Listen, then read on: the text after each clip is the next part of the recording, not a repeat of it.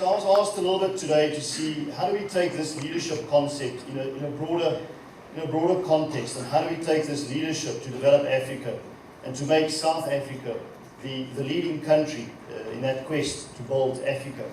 We all hear everybody talking about Africa, and Africa being the last bastion for growth around the world.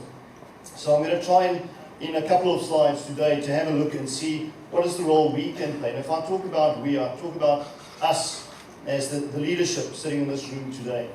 You are all here today because you've all got that X factor. You've all got that something special that has made you to come here today. And as we've heard from the Justice a little earlier on, in 1912 it took the initiative of one young man at the age of 31, I think he said it was, to form the ANC.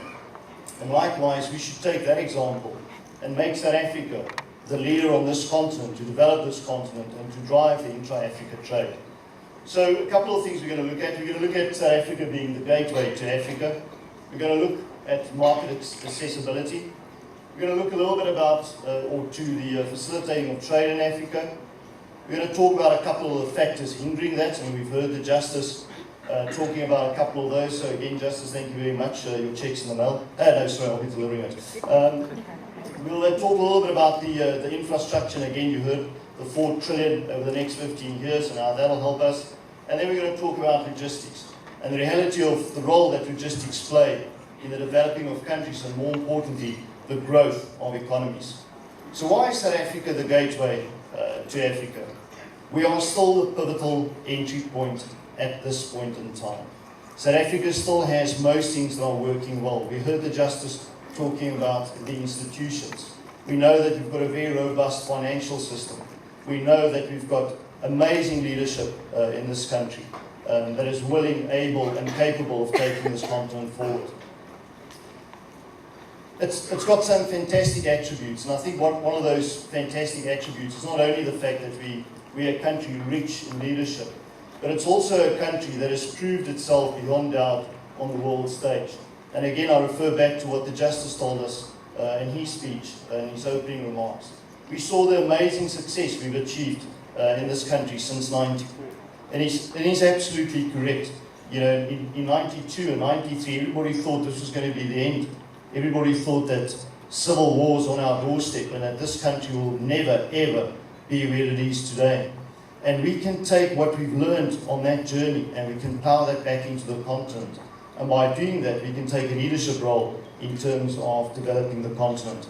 We've got a sophisticated economy, both on a macro level and a micro level. If we look at the SMEs in this country and the rise of the SMEs and the leading role that it's playing, not only in terms of our GDP at the moment, but also in terms of the employment opportunities, that's where the benefit is sitting. Now again, it's been proven that if an SME expands beyond the borders of its country, it's 28% more successful than any of its competitors. If we look at the intra-Africa trade, which is only sitting at around 17%, and we compare that with what it is in Europe, that is running at 70%, then clearly there are some amazing opportunities for us to take the lead, develop the SME market segment, and to use Africa as the base. Just in SADC alone, we've got 250 million people that are ready and waiting for some of those products, services to be delivered. We've got a good health and educational system at this point in time. We've got great lifestyle options. You know, at DHL, we're very privileged. We're a global family of approximately 100,000 people. And if you talk to any of the 100,000 people outside of South Africa, one of the first things that they say is, what a wonderful country. What a great lifestyle. And we should use that. We should use that to promote South Africa as the investment of choice. Because it's true to say that to this day, most international companies, when they want to dip their toes into the African continent, they dip it into South African waters first. They use South Africa as their platform. They use South Africa to get a feel for what the rest of the continent is like and what it would be like to do business on the rest of the continent. Let's look a little bit at our market accessibility. We've got access to Asia and Latin America. We have now got flights every single day that connects us to the rest of the world. We've got access to the SADC countries, all 14 of those, as I mentioned earlier.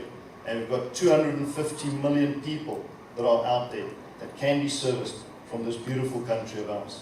And we've got large ports. Now it goes back to the infrastructure. It is fantastic to have these large ports, and I think all of us that are players in the logistic field are incredibly excited about the 4 trillion that has been made available. Because it's one thing for it to arrive in the ports, it's a different thing to get it to its destination. But as that infrastructure keeps on being improved and keeps on developing, that'll make these markets more accessible. And the big benefactors from this will then also be the bordering countries, the Botswanas and the Zimbabwe's, all of those that are landlocked. With the help and the investment of that infrastructure, they are the guys who would be the real beneficiaries of that. Facilitating trade in Africa, and again we heard a little bit about the tongue-in-cheek in some of the pictures the Justice showed us.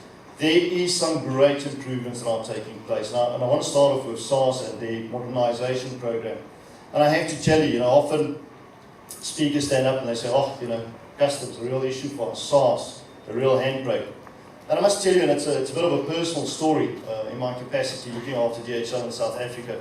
I had the privilege to visit SARS actually last week because we've encountered a little bit of a hiccup. And I was met with an amazing and in fact an insanely customer-centric approach when I entered those offices. And in fact it was last week Thursday, it was just before the start of the long weekend, but it was about 4:10 and I was wondering to myself as I entered and I thought, I'm not quite sure what my reception is going to be here because I'm effectively keeping people from having an early afternoon going on their long weekend.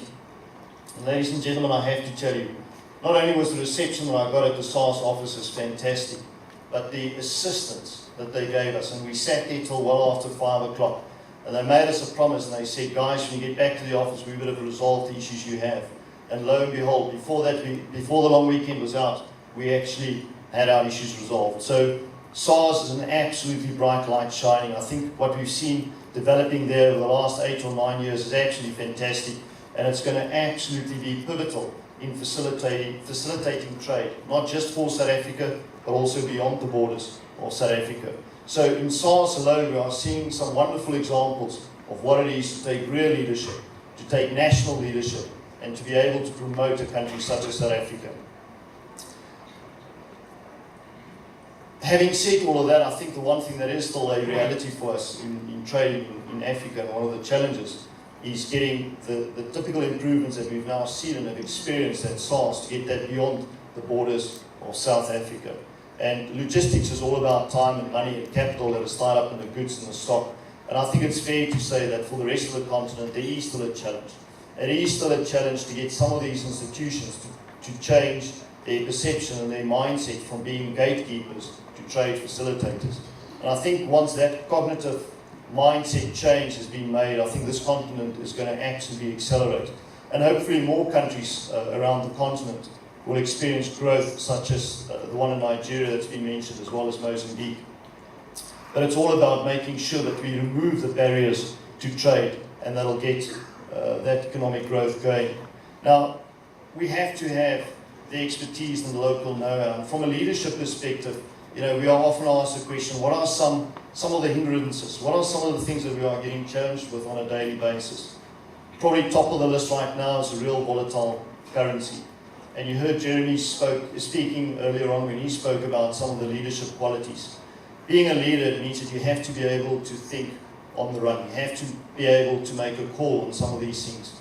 And things such as a volatile currency will definitely test our leadership abilities as we go forward in South Africa. We still have some work to do around regulations and import costs. And part of it is to protect our labour force, but perhaps we need to rethink that as the leadership guardrail of this country. And collectively, not just as business, but I think within a partnership between business and government.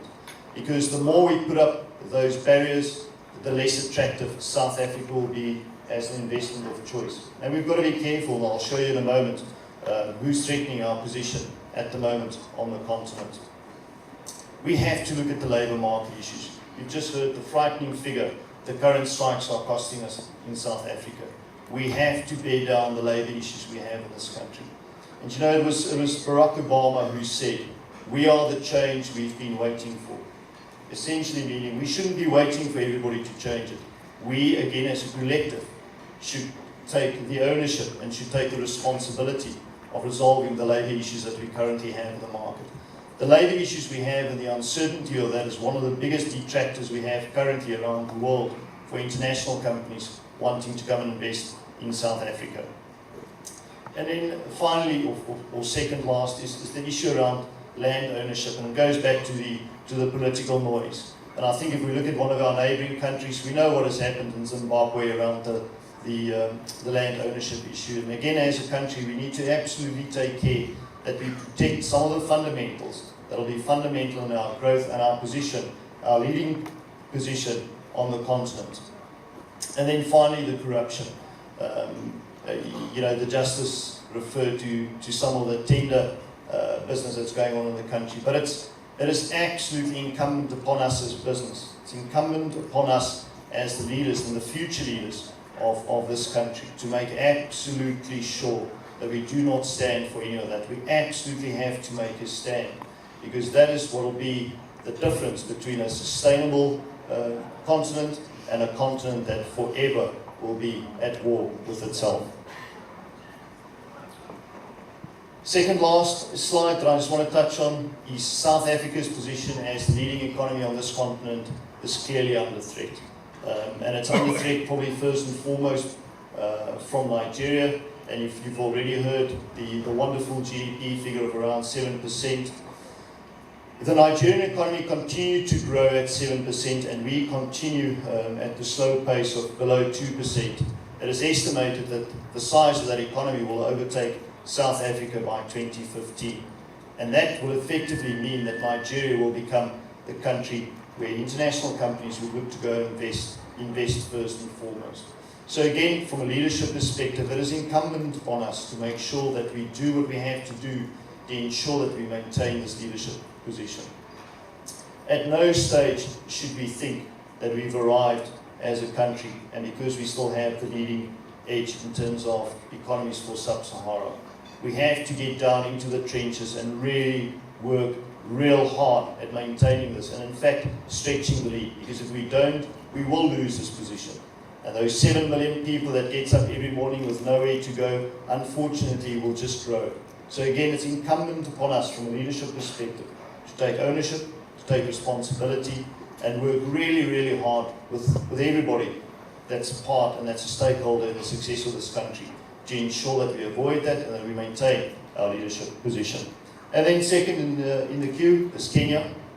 I don't think Kenya's economy is as aggressive as the Nigerian economy, but that's exactly how the Nigerian economy started.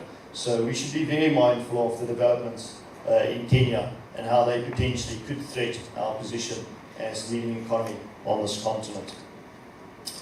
We've heard what it takes to make an economy go around, and there's absolutely no doubt that in order for economies to grow, in order for GDPs to maintain a positive trend, you need effective and efficient logistics. Without that, it just simply cannot work.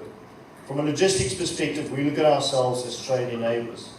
We look at ourselves as one of the vital instruments to ensure that the world can trade with one another, that there's contact with one another, and that we don't have to mail our letters and put it on a boat and wait for 6 months, hoping that it'll arrive in the UK somewhere. And that is where DHL plays an absolute pivotal role. We've got the largest footprint in Africa. We've been here for 35 years. We've got amazing relationships across this continent. In South Africa, we've opened our office in 1978, and since then we've spread all around the continent, and we're now present in all 54 countries.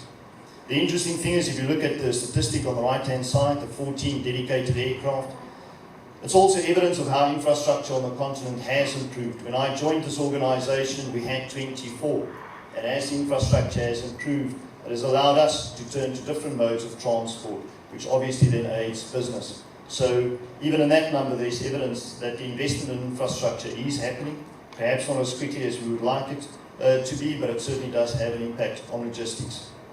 We've got 2,200 retail service points across the continent, 16,000 active customers, and then 3,500 certified international specialists on this continent. That'll be too happy to send you the report from the Justice if anybody's interested in that. So ladies and gentlemen, that's all from me this morning. Thank you very much for listening, and I hope that you all have a wonderful day and take this opportunity to network and learn more from your peers around the room. Thank you very much.